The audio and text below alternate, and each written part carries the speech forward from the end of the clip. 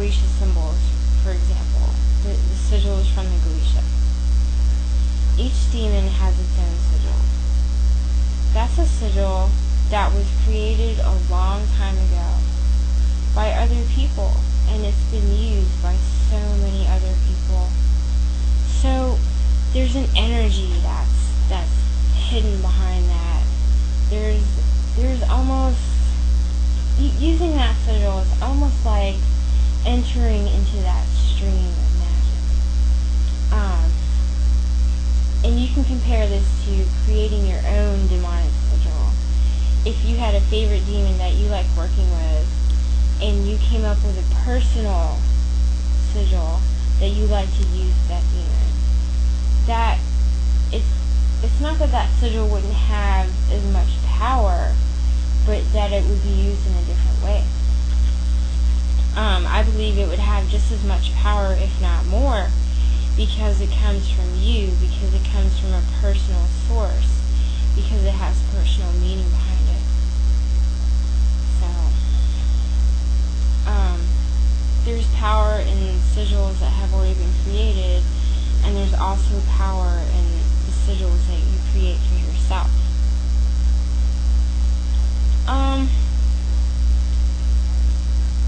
Another thing that I like to discuss is how to make a sigil.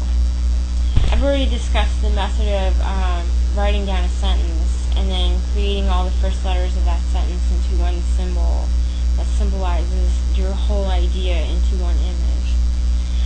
But there's also another way of creating a sigil. You could take a name and then take all the letters of that name and combine them into one image.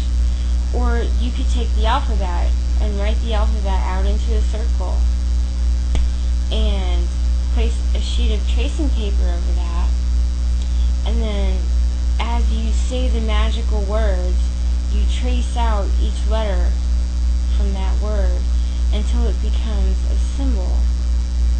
And then from that you have a magical symbol that you created from all the letters in that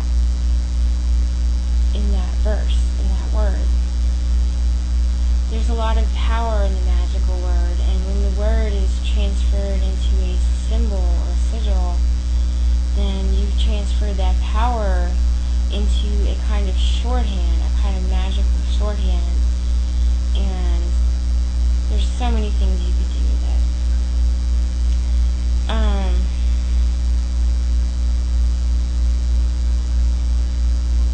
There's so much symbolic meaning behind sigils.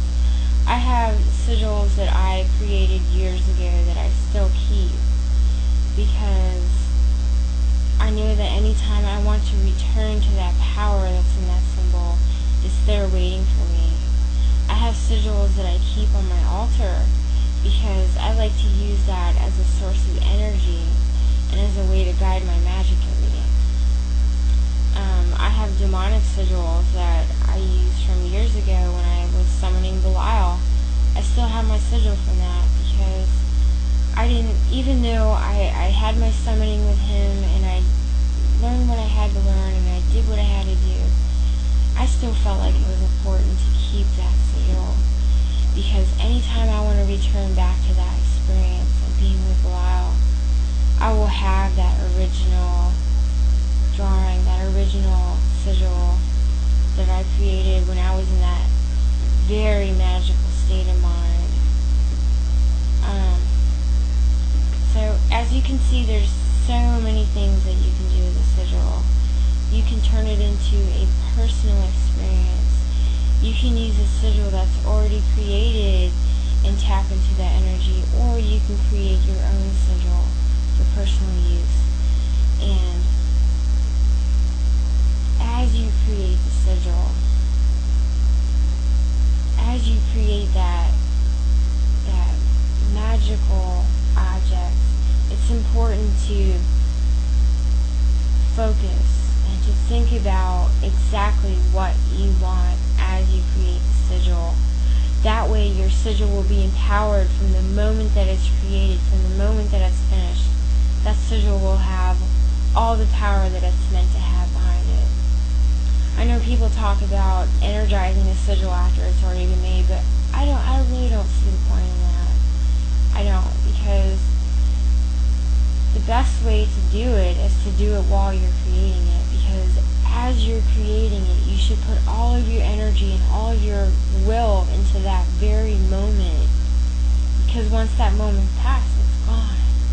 It won't be the same as when you're creating it.